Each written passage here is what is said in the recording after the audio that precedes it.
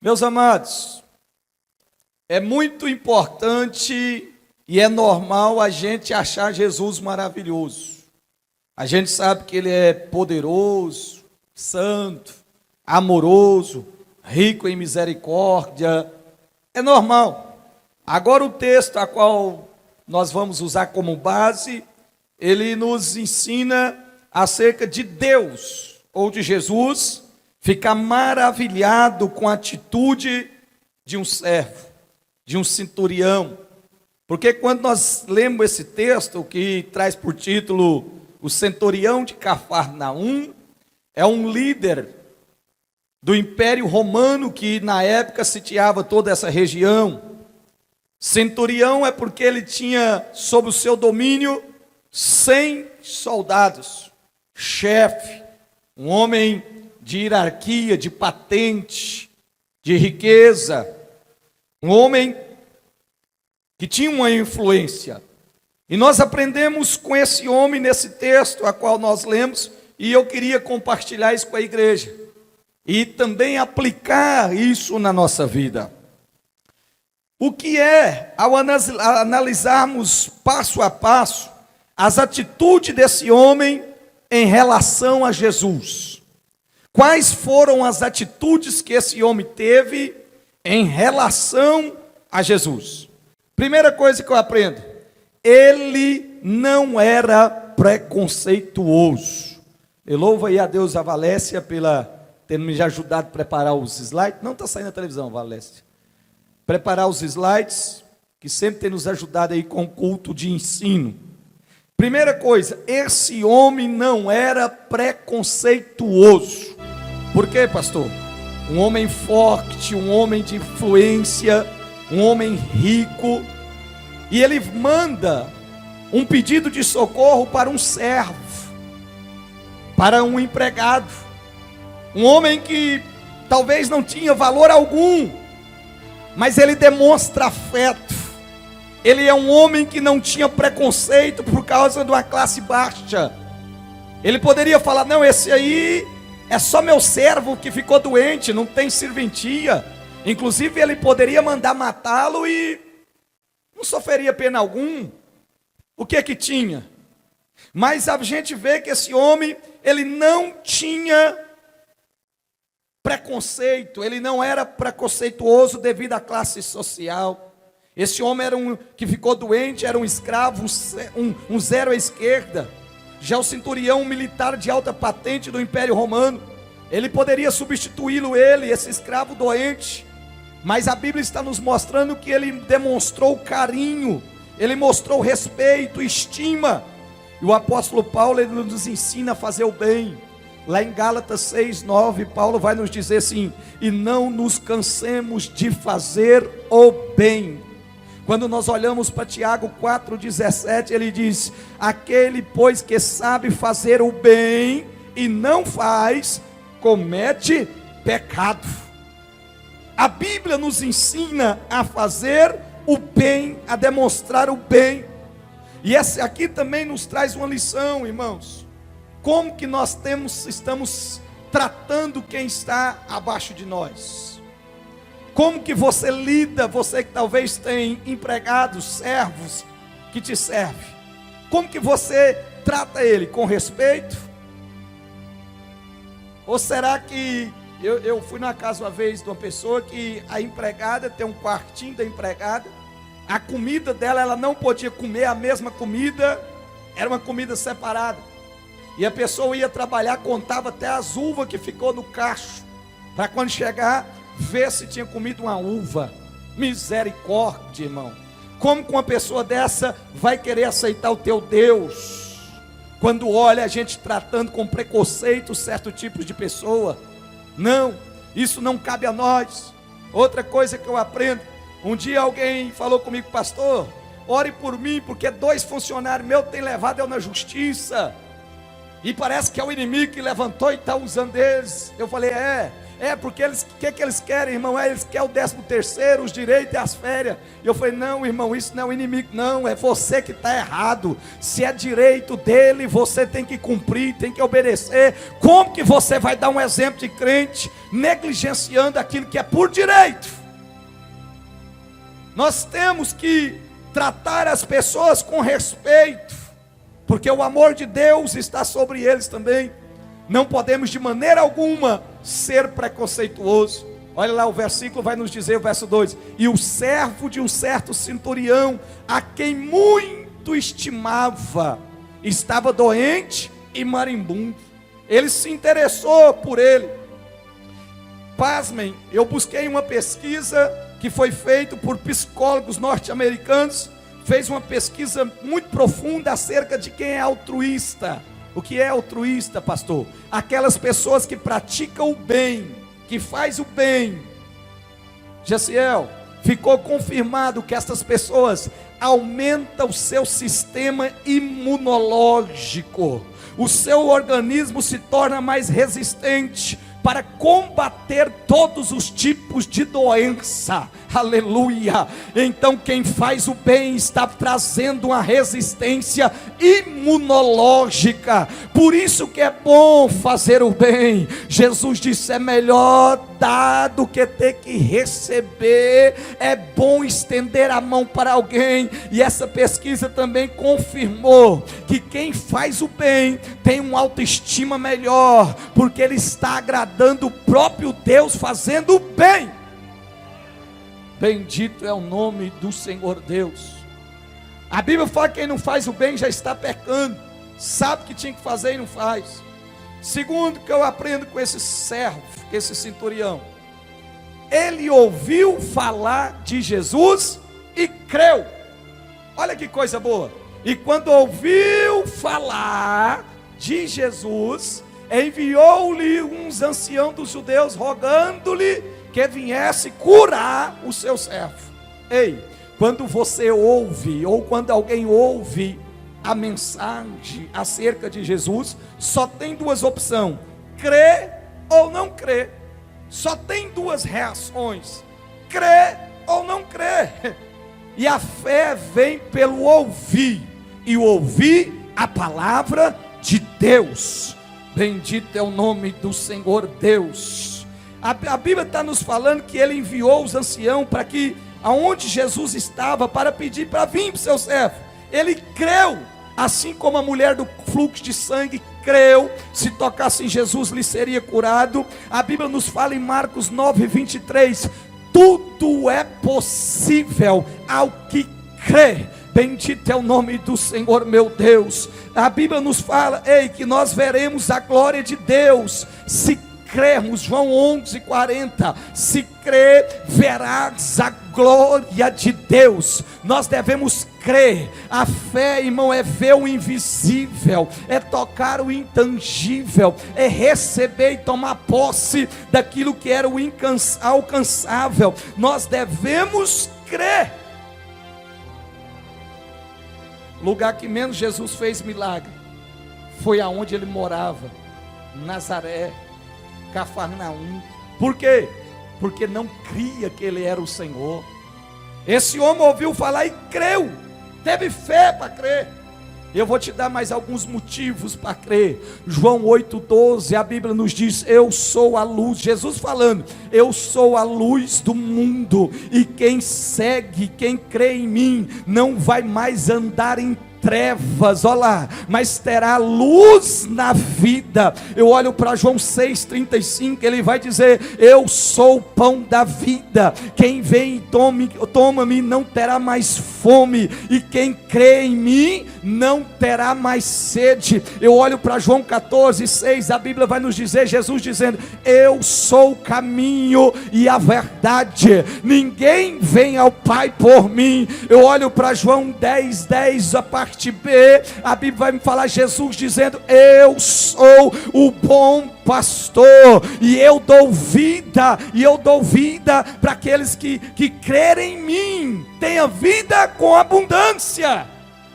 Crê em Jesus, só isso é o suficiente para você ser salvo. Crê no Senhor Jesus.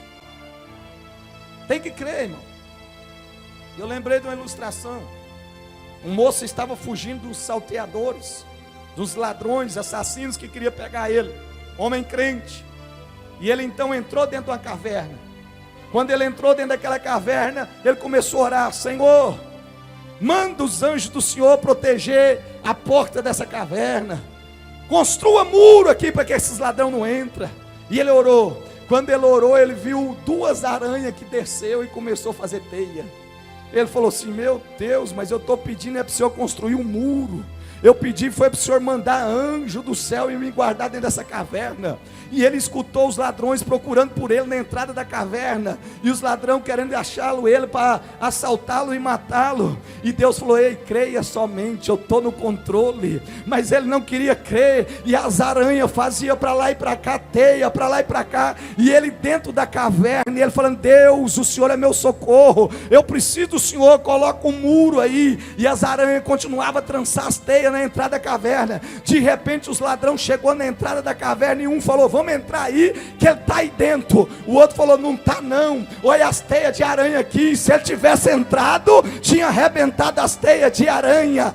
Deus está dizendo: eu não preciso de grande coisa para fazer o teu inimigo correr. Eu uso as coisas pequenas para confundir as coisas grandes. Então somente creia no meu agir. Louvado seja o nome do Senhor Deus. O que mais que eu aprendo com esse homem? Ele era um homem de bom testemunho. Olha o versículo 4. E chegando eles junto de Jesus, rogaram-lhe muito, dizendo: é digno que eles conceda isso. Sabe quem está falando isso? Os judeus. Fala: não, ele é digno, ele merece. Ele, pelos seus atos, é digno dele receber esse milagre. Os anciãos judeus estão falando que ele dava bom testemunho, que ele era digno de receber. Como é que está o meu e o seu testemunho? Se Deus nos abençoar, as pessoas vão falar: ele merece, ele é digno. Jesus vai nos dizer em Atos 1:8: vai por todo lado pregando a Samaria, Jerusalém, até os confins da terra, e sereis as minhas testemunhas. Como que está o seu testemunho? As pessoas veem e falam: é homem de Deus, é mulher de Deus, merece ser abençoado ou não? Essa casa aqui que diz que mora crente só tem gritaria, brigaiada, coisa danada. Parece que está até alugada para o inimigo. Como é que está o nosso testemunho? A Bíblia fala que esse homem dava bom testemunho. Ei, o mundo aí fora não lê Bíblia, Bruno. O mundo aí observa o seu viver diário, o seu comportamento, o seu testemunho, o teu andar, o teu falar, o teu agir, o teu proceder e o teu vestir. Testemunho. O que mais, pastor? 4.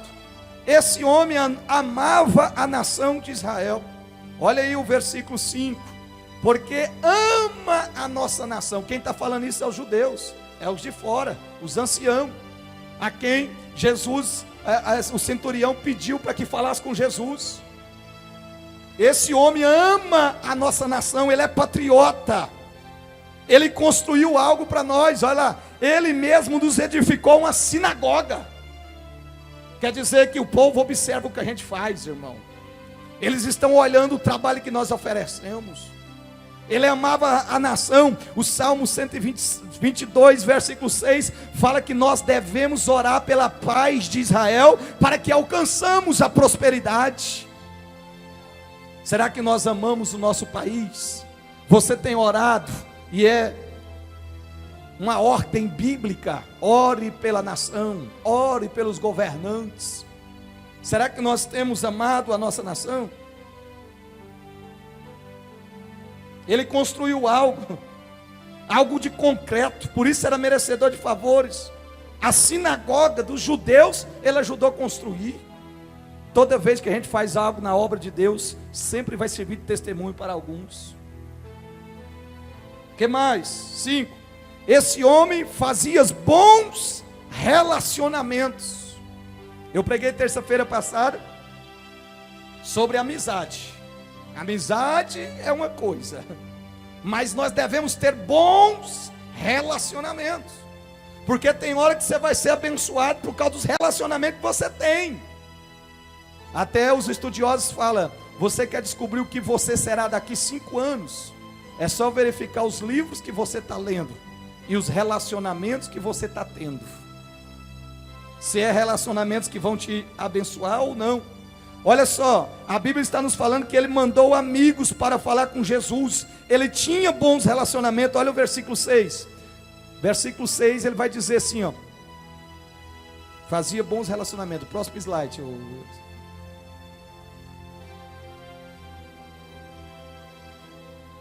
É o próximo. Isso. Não, outro. Antes, esse. Ele fazia bons relacionamentos. Olha o versículo 6. E foi Jesus com eles. Mas quando já estava perto da casa, enviou-lhe o centurião uns amigos, dizendo-lhe: Senhor, não incomode, porque não sou digno de que entres debaixo do meu telhado. Ele tem relacionamento com os judeus, com os anciãos, mandou falar com Jesus. Interessante que muito lê essa palavra e pensa que é o centurião falando com Jesus. O centurião não foi até Jesus, não falou com Jesus. Primeiro é os judeus que intercedem por ele. Quando Jesus está indo para a casa do centurião, o centurião manda os amigos falar com ele. Olha, ele mandou falar que não é digno que entra debaixo do seu telhado. Só que os amigos falam com tanta propriedade que até parece que é ele que está falando.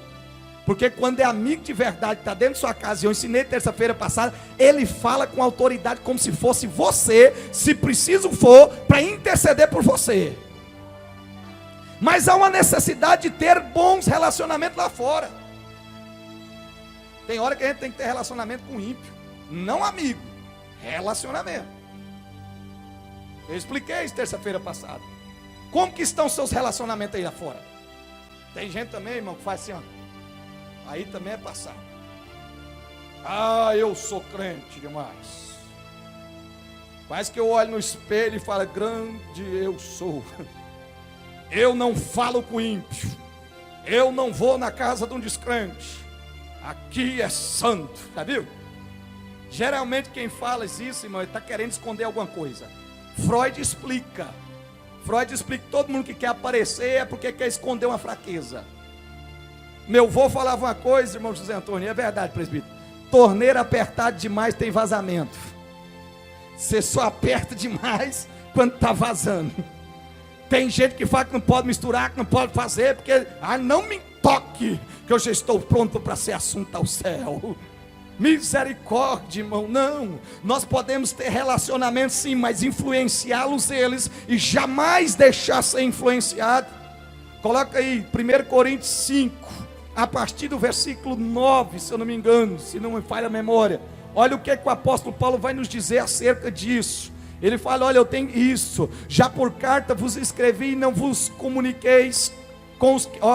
já escrevi, Paulo está dizendo para a igreja de Corinto. Não vos comuniqueis com os que se prostituem. Ele está falando, não é para conversar com quem está na prostituição, não. Agora olha o resto.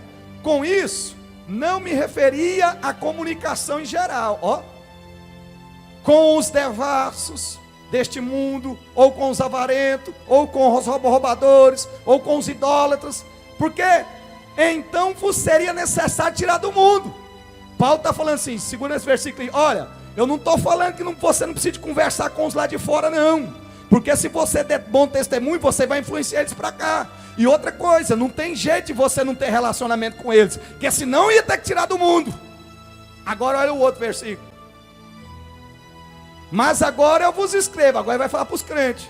Não vos comuniqueis com aquele que dizendo ser irmão, ou seja, está dentro da igreja, está achando que está crente, mas ele é devasso, ele é avarento, ele é idólatra, ele é maldizente, ele é beberrão, ele é roubador. Com este tal, nem senta para comer. Rapaz, o Paulo bate demais. Ele fala, relacionamento com o devasso lá fora, com o ímpio, você pode até ter, não pode ser amigo. Mas com aqui de dentro da igreja, aquele que sabe que está no erro, não conserta, não toma jeito, não toma brilho na cara, vergonha na cara, você não senta com ele para comer não. Rapaz, é forte, né? Por que isso? Uma vez, irmão, aconteceu isso. O irmão, com safadeza, prostituindo, abandonou a mulher, vinha para a igreja. não aceitava ser disciplinado, dando um de bom. Aí eu apertei as correias e foi para outra igreja. A mulher passando necessidade, os filhos quase passando fome. Eu vou numa festa de aniversário de um outro irmão. Chego lá, o irmão lá, irmão, vivendo as regalias, pai, parecendo que está tudo bem. A pobre da mulher abandonada, sofrendo com os filhos. E o danado dizendo que era crente, pai do Senhor. E o danado dos irmãos rodeando ele, aquela algazarra. Misericórdia, eu vi aqui, eu falei, não pode não tem cabimento para isso não. Aí a Bíblia está falando, ó, esse que está dizendo que é irmão, mas não consertou, não é nem para você sentar, não é para ficar perto dele não, ele tem que consertar.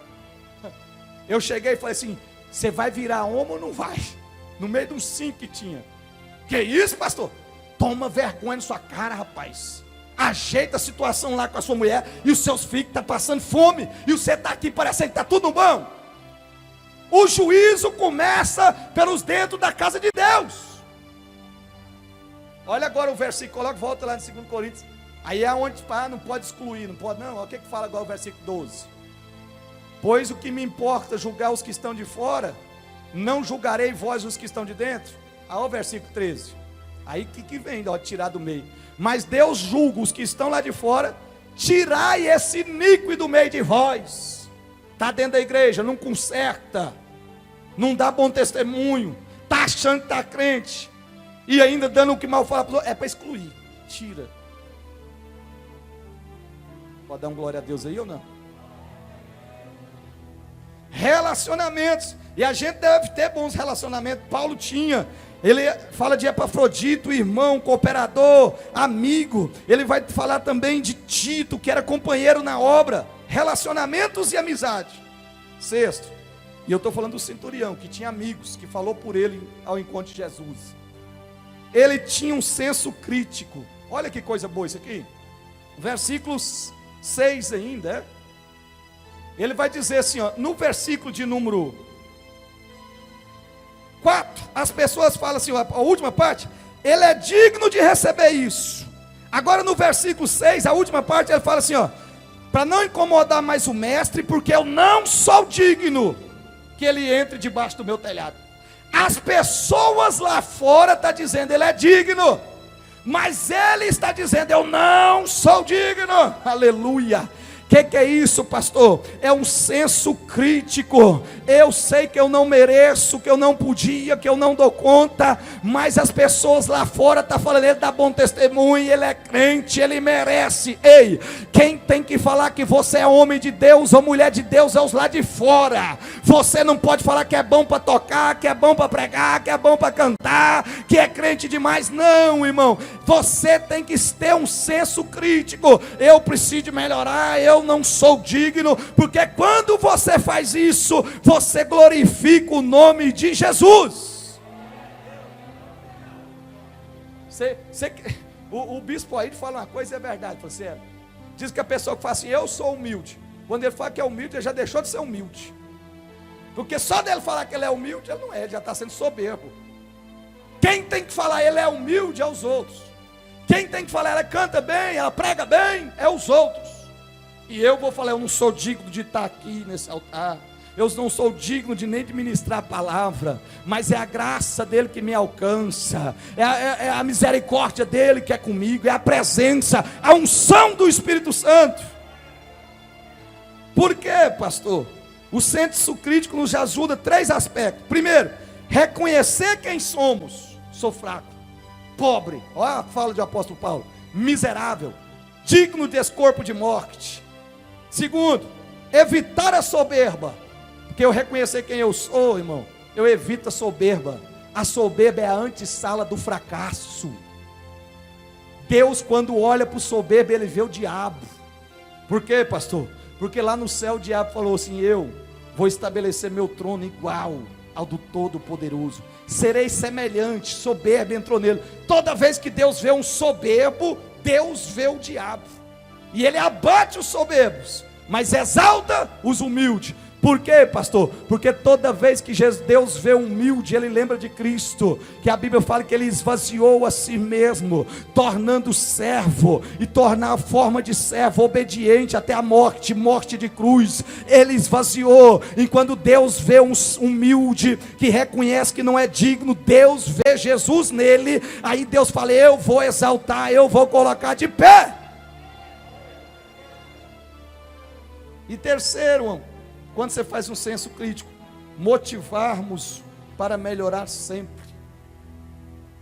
Geralmente, irmão, só é muito quente, se acha muito cheio, não quer preparar mais.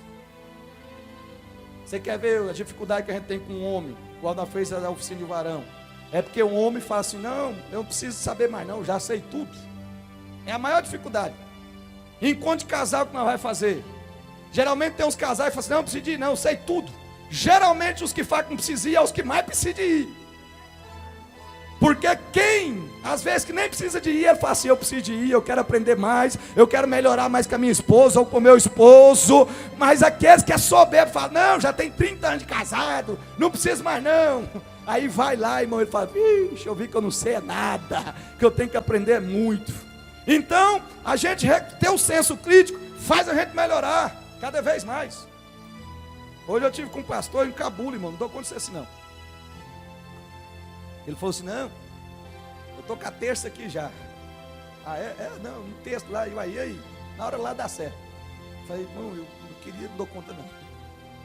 Eu me engasto lendo livro. Essa semana já tem, semana que começou, terminou na verdade, eu li 2 livros. Eu medito, eu oro, eu busco. Tem hora que eu chego assim, eu falo: chega aqui, eu não dou conta. Olha o tamanho dos esboços, rabiscado, na agenda, li não sei quantas vezes o texto, estudei, mas não sei quanto. E parece que ainda eu chego aqui e falo: meu Deus, se o Senhor não me ajudar, eu não dou conta.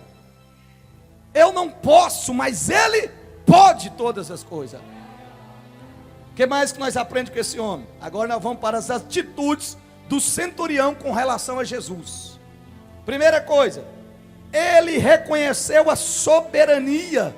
Olha no versículo 6, quando ele vai dizer assim, dizendo-lhe: Senhor, Senhor, não te incomodes. Os amigos dele estão falando: Senhor. Ele era homem de autoridade, o centurião, mas ele reconheceu o senhorio de Jesus, reconheceu que Jesus era mais importante do que ele, reconheceu que Jesus era mais poderoso do que ele, reconheceu o senhorio de Jesus.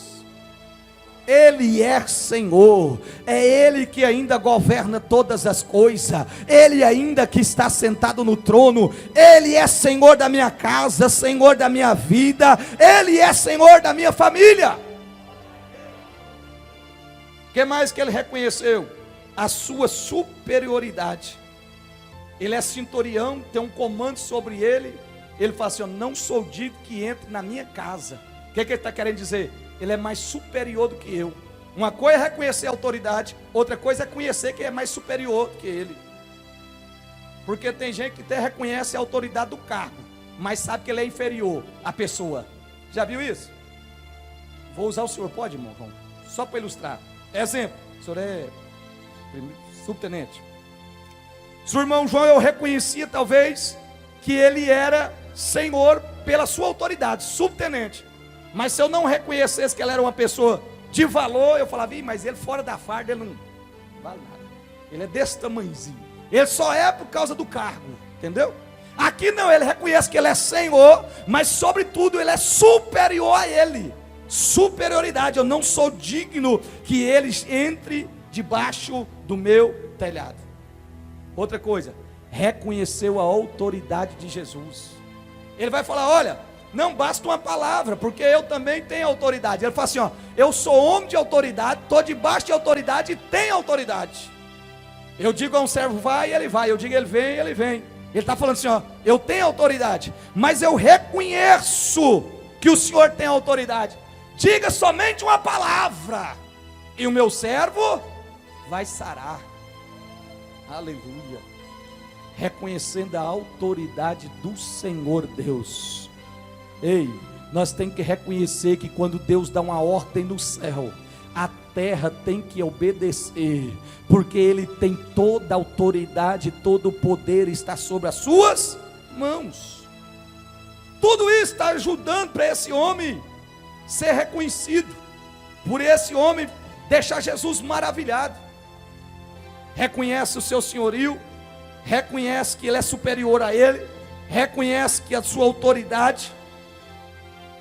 João Batista vai nos dizer em Mateus 3,11: este que vem aí, a qual eu não sou digno nem desamarrar suas alparcas, ele é mais poderoso do que eu. A Bíblia nos diz que dele sai poder. Mateus 6,3 diz: porque teu é o reino, o poder e a glória para sempre. Ele é o Deus Todo-Poderoso, com autoridade e maior do que tudo e todos. É o nosso Senhor. Nós não precisamos, irmão, de às vezes ficar nos curvando diante de certa situação.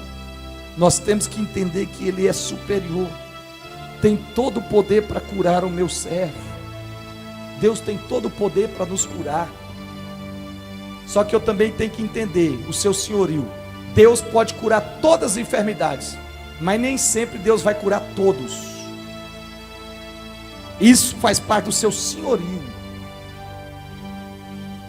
Por último, quais foram as respostas de Jesus para as atitudes do centurião? Depois de todas essas atitudes, quais foram as respostas de Jesus para ele, Alex? É o verso 9. E ouvindo isso, Jesus maravilhou-se. E voltando, disse à multidão que seguia: digo-vos que nem ainda em Israel tem achado tanta fé. Engraçado que é um homem que não é da linhagem de Israel, que é um gentil. Jesus vai falar assim: ó, eu fiquei maravilhado. Nunca vi uma fé desse tamanho nem lá em casa. Que tamanho de fé é essa?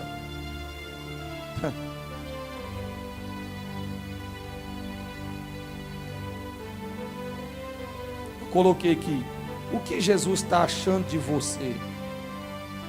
O que seus amigos acham de você? O que Deus pensa de mim e de você? Nós estamos deixando Jesus maravilhado com o nosso servir, com a nossa fé.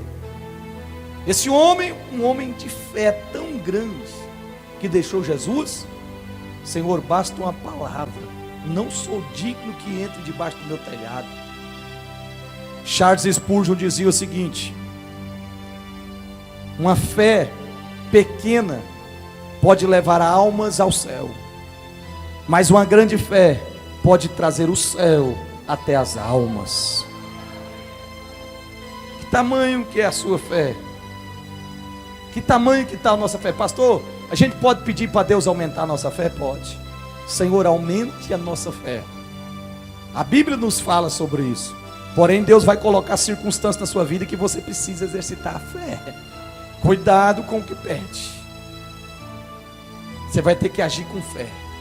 Lembra da história que eu já contei do rapaz que escalou o Monte Everest?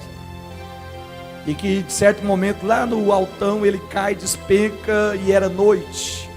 E ele fica pendurado por aquela corda. E em certo momento ele ora, clama a Deus e vê uma voz e fala para ele: corta a corda. E ele está seguro só na corda. E ele não corta a corda.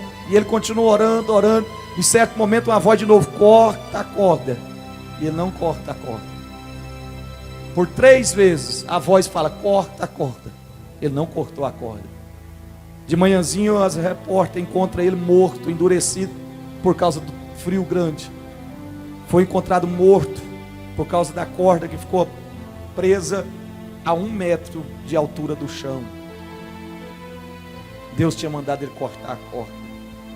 Tem hora que Deus manda nós cortar a corda. E eu ainda fiz: ah, Senhor, se eu te entregar meu filho, parece que eu quero ficar segurando na corda. Uma fé que deixou Jesus maravilhado. O que mais que Jesus agiu? Exaltando a fé do centurião. Não o externo, não a roupa, não a posição, mas olhando para dentro dele. Deus vê o que está dentro. Não adianta eu ter posição de fora, mas minha fé dentro ser pequena.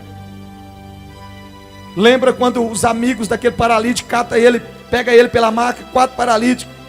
Chega onde Jesus está cheio. Eles dão um jeito de entrar pelo telhado. Aí a Bíblia vai falar assim, ó. E Jesus, vendo a fé deles, fez o milagre. Jesus, o paralítico talvez nem tinha fé. Mas Jesus falou, mas eu vejo a fé dos amigos. Eu vou operar o milagre. A mulher cananeia, outra gentia. Mateus 15, 28. A Bíblia fala, mas Jesus responde para aquela mulher sírio-fenícia: grande é a tua fé. Ah, se eu comer só uma migalhinha do pão. Jesus, ele enxerga essa nossa fé. Terceiro, curou o servo do centurião. A sua relação com Jesus vai trazer bons resultados para a sua vida. Olha o versículo 10. E voltando, quem? Os amigos que foram até encontrar Jesus. Os amigos do centurião. Quando eles voltou para casa, acharam são o servo que estava enfermo. Aleluia. Jesus curou. O homem que viu a autoridade de Jesus. Hoje eu estava fazendo caminhada ali e eu vi uma mãe gritando com o menino umas 10 vezes e o menino mudou nada. Aí eu percebi a crise de autoridade que nós estamos vivendo. As pessoas não estão tendo referenciais de autoridade. E eu volto a falar, terça-feira eu falei aqui, porque tem muitos pais que estão perdendo a autoridade dentro de casa. A mãe grita demais: se fizer isso eu te bato, se fizer de novo eu te quebro a cara. E o menino fala assim: não tem coragem de me dar um peteleco, está falando que vai quebrar minha cara? Já não enxerga mais nos pais a autoridade. Já não estão passando para os filhos o temor da autoridade de Deus. E eu volto a falar, tem gente que acha que escola, igreja, que tem que dar educação de caráter, de fundamentos que são basilares dentro de casa. Pai e mãe, tem hora que tem que falar não para os filhos, porque o não estabelece limite. O não mostra que você tem autoridade. Já viu aquele negócio que fala assim? Alguns falam: esse, o meu pai quando fala que é não, não é não. Já viu? Ou então os filhos vão na mãe, aí fala assim: o que é que seu pai falou? Não, então é não. O FBI fez uma pesquisa de como criar-se um delinquente. Nunca diga não para ele. Dê tudo o que ele quer e apoie ele em tudo. Você vai criar um delinquente. Tem hora que você vai falar assim: não vai, não dou, não pode, não mexa. E quando você estabelece limites, demonstra autoridade, de repente tem que ter punição. Falei para não mexer, desobedeceu, punição. Aí vem um esquerdopata por aí, como se diz: ah, não pode bater, tem que ter diálogo. Que não pode, irmão. Não pode perder a autoridade. Claro, não pode é espancar, mas punir, corrigir pode. Vai ficar de castigo. Ei, meu pai falou. Às vezes aí eu já pus a Rebeca de castigo esse dia, irmão. Ela depois olhou para mim nos 2 minutos e falou: papai, já pode sair do castigo? Ai, por dentro, quando deu vontade de mandar sair. Falei: não pode. Eu falei que era 10 minutos. E eu esqueci e fui ler um livro, irmão. De repente Elisama vem lá e fala assim: meu bem, a Rebeca está lá tem uns 20 minutos. Você falou que era só 10, está do mesmo jeitinho. Eu falei: oh meu Deus, esqueci. Voltei lá e falei: agora pode. Já acabou o castigo. Mas por quê? Rapaz, isso é ser carrasco. Não é não, irmão. É estabelecer limite, não perder a autoridade que muitos têm perdido. Depois, quando quer cercar, já não cerca mais. O boi já foi embora com a corda. Tem que ter referencial, tem que ter limites. Ele enxergou essa autoridade. Para terminar, vamos ficar de pé. Jesus se maravilhou com esse homem. O encontro com Jesus produz resultados. O versículo 10 de Lucas diz que é quando voltaram aqueles homens que foram enviados a encontrar o servo são. Isso aconteceu porque o encontro com Jesus significa janela do céu aberto, vida abençoada, solução dos problemas impossíveis, cura física e espiritual. E eu coloquei ali na conclusão: Se você quer ver resultados da ação de Cristo em sua vida, então reconheça quem é Jesus, reconheça quem é você e exercite a sua fé. Esse homem só deixou Jesus maravilhado, irmão Edson, porque ele sabia quem era Jesus. Ele sabia quem era ele e tinha uma fé grande.